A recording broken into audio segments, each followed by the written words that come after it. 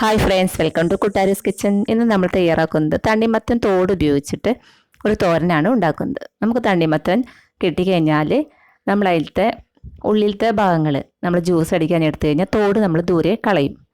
ഇവിടെ നമ്മൾ ഈ തോട് ഉപയോഗിച്ചിട്ടാണ് ഈ തോരൻ തയ്യാറാക്കുന്നത്. അപ്പോൾ അതിന് വേണ്ടിയിട്ട് നമ്മൾ ഈ തോട് ആദ്യം തന്നെ ഉപ്പ് വെള്ളത്തിൽ ഇട്ട് വയ്ക്കുക, നന്നായിട്ട് കഴുകിയെടുക്കുക. അതിനുശേഷം നന്നായിട്ട് കട്ട് ചെയ്തിട്ട് എടുക്കാം.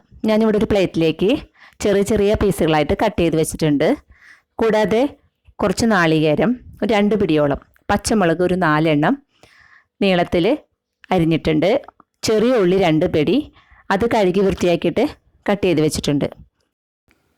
ഇനി നമുക്കിത് ഉണ്ടാക്കാൻ തുടങ്ങാം. ഇനി ഇതിൽ ഒരു ചട്ടി വെച്ചിട്ട് അതിലേക്ക് ഒരു 4 ടീസ്പൂണോളം വെളിച്ചെണ്ണ ചേർത്ത് കൊടുത്ത് ചൂടായതിനു ശേഷം അതിലേക്ക് കടുക് ചേർത്ത് കൊടുക്കാം. 1/2 ടീസ്പൂൺ കടുകാണ് ഞാൻ ചേർത്ത് കൊടുത്തത്. അത് പൊട്ടി വരുമ്പോൾ ചെറിയ ഉള്ളി ഇട്ട് കൊടുക്കാം. ചെറിയ ഉള്ളി നന്നായിട്ടൊന്ന് വാടി കിട്ടണം. അത് നന്നായിട്ട് വഴന്ന് വരുമ്പോൾ നമുക്കിതിലേക്ക് നമ്മൾ കട്ട് ചെയ്ത് വെച്ചിട്ടുള്ള പച്ചമുളക് ചേർത്ത് കൊടുക്കാം. പച്ചമുളക് മാത്രമാണ് ഇതിലേക്ക് ചേർത്ത് കൊടുക്കുന്നത്. ഒരു 4 പച്ചമുളകോളം ഞാൻ ചേർത്ത് കൊടുക്കുന്നുണ്ട്. ഇത്തിരി വലിപ്പമുള്ളതും കൂടി ഉണ്ടായിരുന്നു. അതൊന്ന് വാടി വരുമ്പോൾ നമുക്കിതിലേക്ക് തണ്ണിമത്തൻ്റെ തോല് നമുക്ക് കട്ട് ചെയ്ത് വെച്ചത് ഇട്ട് കൊടുക്കാം. ഇനി ഇത് നന്നായിട്ടൊന്ന് ഇളക്കി കൊടുക്കുക.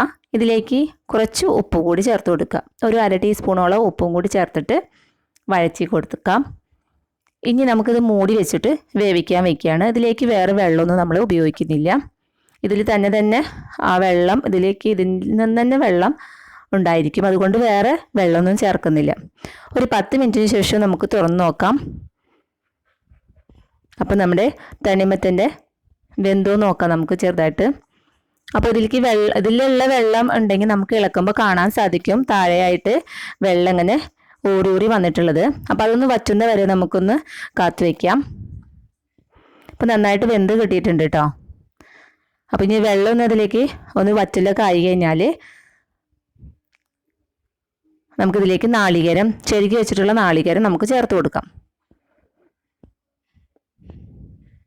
അപ്പോൾ കുറച്ച് ഇങ്ങനെ വറ്റി വരുന്നുള്ളൂ, ചെറുതായിട്ടും കൂടി വറ്റാനുണ്ട്. അപ്പോൾ നാളികേരം ഞാൻ വറ്റി വന്നപ്പോൾ അതേ നാളികേരം ചേർത്ത് കൊടുക്കുകയാണ്.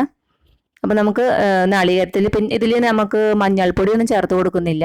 അപ്പോൾ വൈറ്റ് കളറിൽ തന്നെയാണ് അതിൽ തോരൻ്റെ കളറായിട്ട് വരിക. ഇനി ഇതിലേക്ക് പോരാത്ത ഉപ്പും കൂടി ചേർത്ത് കൊടുക്കുന്നുണ്ട്. ആദ്യം കുറച്ച് ഉപ്പ് ചേർത്തിട്ടുണ്ട്, അപ്പോൾ വീണ്ടും ഉപ്പ് പോരായികയുണ്ട്. അപ്പോൾ കുറച്ചും കൂടി ഉപ്പ് ഇട്ട് കൊടുത്തതാണ്. അപ്പോൾ നന്നായിട്ട് ഇളക്കി കൊടുക്കുക. ഈ നാളികേരം ഇതിൽ കിടന്നിട്ടൊന്ന് ചൂടായാൽ മാത്രം മതി. അപ്പോൾ നമ്മുടെ തോരൻ ഇവിടെ റെഡി ആയി കിട്ടിയിട്ടുണ്ട്. അപ്പോൾ നന്നായി വെന്തിട്ടുണ്ട്. അപ്പോൾ തണ്ണിമത്തൻ്റെ തോല് ഇതുവരെ തയ്യാറാക്കി നോക്കാത്തവർ തയ്യാറാക്കി നോക്കുക. അപ്പോൾ ഒരിക്കലും തണ്ണിമത്തൻ വാങ്ങിച്ചു കഴിഞ്ഞാൽ അത് ദൂരെ കളയാനായിട്ട് നോക്കണ്ട. തോല് നമുക്ക് പാചകത്തിൽ നമുക്ക് ഉപയോഗിച്ചിട്ട് നമുക്ക് കഴിക്കാനായിട്ട് നമുക്ക് സാധിക്കുന്നതാണ്. അപ്പോൾ എൻ്റെ വീഡിയോ ഇഷ്ടപ്പെട്ടാൽ ലൈക്ക് ചെയ്യുക, സബ്സ്ക്രൈബ് ചെയ്യുക.